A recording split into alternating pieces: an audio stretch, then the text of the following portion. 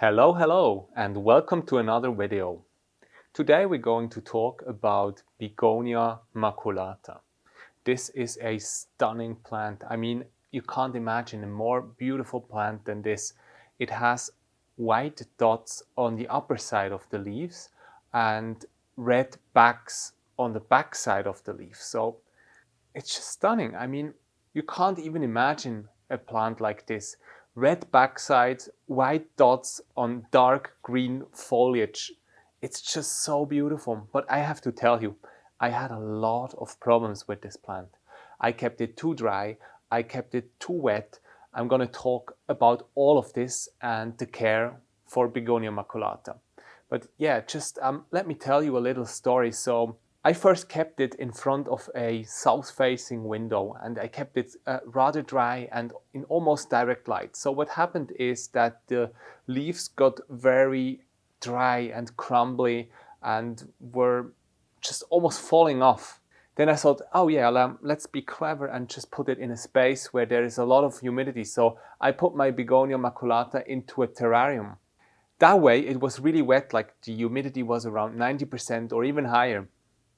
So it kept growing really nicely until it didn't. What happened is it was so wet that the leaves were wet constantly. As a result, what happened is that the leaves started to fall off, and just all the leaves of the plant were just falling apart, and at the end I had no plant anymore. So there's certainly some things you need to know about caring for Begonia maculata, and I'm going to talk about the care of Begonia maculata step by step. I will touch every topic from soil to humidity to growth and potting. So stay tuned. Let's first start with soil. Alright, for soil, the best soil for Begonia maculata is sandy clay and loamy soil. So this plant likes the soil to be humid and slightly wet, but not soggy certainly. It always likes to have the soil a little bit wet. It should never completely dry out. Keep the soil slightly humid. And just make sure that you're not using regular potting soil. You also shouldn't use a too draining soil. The soil needs to retain moisture for Begonia maculata to stay happy, but it should never be extremely soggy. Anyways, let's move on to lighting. In terms of lighting, the best light you can provide is bright indirect light. So I had my Begonia maculata, as I told in the beginning, in bright direct light, and leaves got crispy rather quickly. It doesn't really enjoy it. It enjoys a lot of light, but still it shouldn't be direct light. So an eastern facing or a western facing window is fine. It doesn't mean you can't keep it in a northern or southern facing window. Northern facing window usually doesn't have that much light, but it's still okay. Southern facing window, you just need to make sure that it is not directly in front of the window, so there aren't direct sunlight for many hours in a day. I can also get more specific about lighting, so usually about 10 to 20k lux, that's about 2 to 5k foot candles is optimal. So this is a really bright light, but not too much. That's the very specific measures in terms of lighting. Alright, let's move on to watering. Watering is the most important topic apart from choosing the right soil here. Begonia maculata likes to be wet but not soggy. So I usually water my maculata about once a week, like every 7 days I need to water it. I make sure that the water is draining out of the pot, but also that it stays slightly humid but not soggy for a couple of days. Usually in summer, I need to water a bit more in summer. So in summer you may need to water every 3 to 5 days. You need to check the soil. If it's really warm and also if the humidity is low, you might need to water a bit more. And also the more light generally a houseplant gets, the more watering is needed because it will grow more and therefore needs more water, and also the water is going to evaporate more quickly. Alright, moving on to temperature. The ideal temperature is 67 to 70 degrees Fahrenheit, which accounts to 18 to 22 degrees Celsius. It's a very specific range. It can be a bit lower than that or a bit higher. Just to make sure that you're not going to the extremes where the temperature is way too low, like in the 50s or something like that. That would hurt Begonia maculata. Also, it doesn't like it too high. So you shouldn't go into 85 or 90 degrees Fahrenheit, which would be way too much, because this plant grows in the rainforests and jungles such as Brazil And of course, definitely can get hot there, but you also balance it out with high humidity, because very hot and really dry is not best for Begonia maculata, certainly. This leads me to another topic. Let's talk about humidity. So these are rainforest plants. They like high humidity. Usually about 50% or more is great. Like the more usually you can provide, the better. You just need to make sure that you still have airflow, because Begonia maculata, as I experienced myself, also doesn't want its leaves to be wet constantly, because this way they're just gonna fall off and gonna rot. But it certainly likes high humidity. So if you can, like 80%, something like that would be perfect. But as long as you can provide 60% or more, Begonia maculata is going to be really happy. Of course, you can also provide 40 or 50% humidity, and you can acclimate plants to that. But if you really want to have your Begonia maculata thriving, you should try to provide high humidity.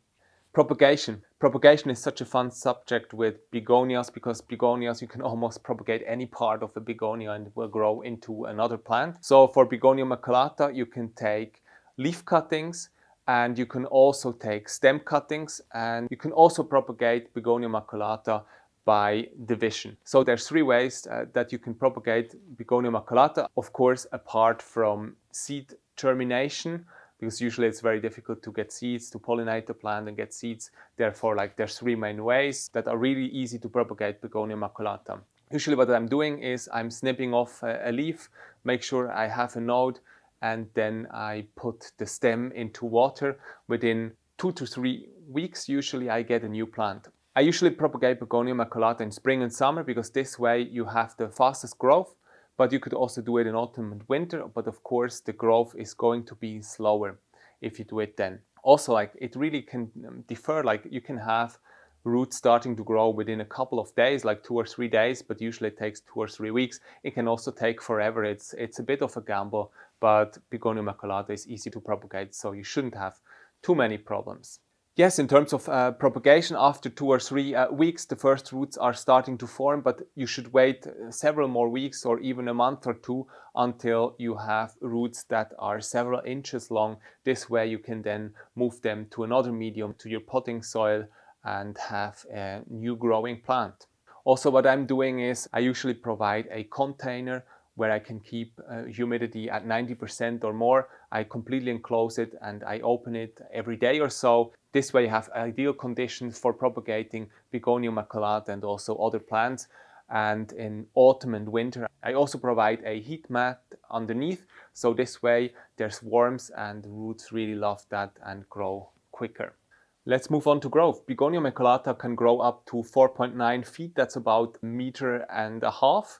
So this isn't extremely high, but they will grow rather quickly. So I get a leaf every 2 or 3 weeks or so, but usually as you grow them mostly in clusters, you get leaves all the time. The new leaves, it's hard to see for you here, but there are a light green and they will grow into a darker green.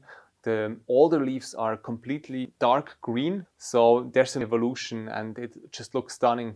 So, but in general, you should mostly have like leaves popping up all the time from all around this cluster. So this is a lot of fun. The leaves are like angel wing shaped. That's why a lot of people call this begonia angel wing begonia, but there's many of these begonias that have angel wings. So it isn't certainly great name, but that's how the leaves look like, and they're just around the most beautiful leaves I've ever seen. And there's also rumor that Christian Louboutin was inspired by Begonia maculata when he created his famous heels with the red underside. That's just an anecdote on the side, believe it or not.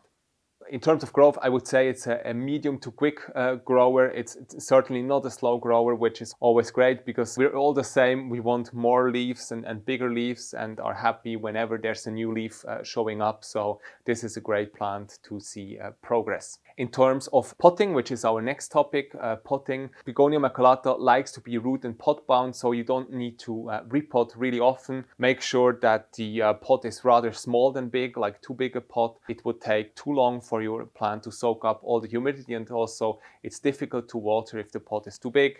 Every 2 or 3 years is fine. I hardly ever repot my Begonia Maculata. What I do is I propagate it and then I put the propagated parts back into the pot. This way you get a fuller Begonia Maculata, but you hardly ever need to repot this plant, which is great. Let's move on to fertilizer. So in terms of fertilizer, I fertilize my Begonia Maculata every 2 or 3 weeks in spring and summer, and I revert to every month or 2 in autumn and winter.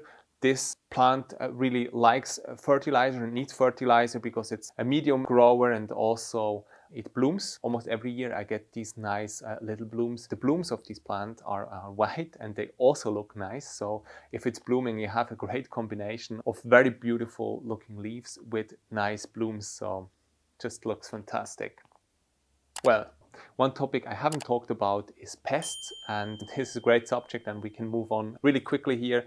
I haven't seen any pests on this plant whatsoever. I don't know why that is the case. Yeah, just by looking at the leaves, I can tell that probably mealybugs are really gonna like these leaves, but luckily I haven't had any issues with pests so far on Begonia Maculata. As always, there's preventative measures that you can take. So there's beneficial nematodes that you can use and release on the plants that you don't even get any houseplant pests. If you do get, usually what I do is I make a mix of rubbing alcohol and dishwasher liquid with some water. I mix that, I put it in a spray bottle, and then I spray the leaves from both sides, and also I spray the potting mix, which is really important because a lot of houseplant pests or a lot of pests in general can also be in the soil.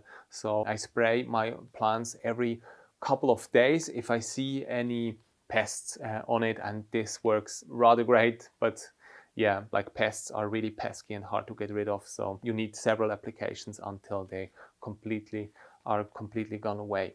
So this was another video. If you like our plant care videos, please subscribe to our channel, like our videos, and also comment on them, because this tells the Google algorithm that these videos are relevant and important for you. We really appreciate that, and thank you so much for your support, and see you again soon with another plant care video. Bye.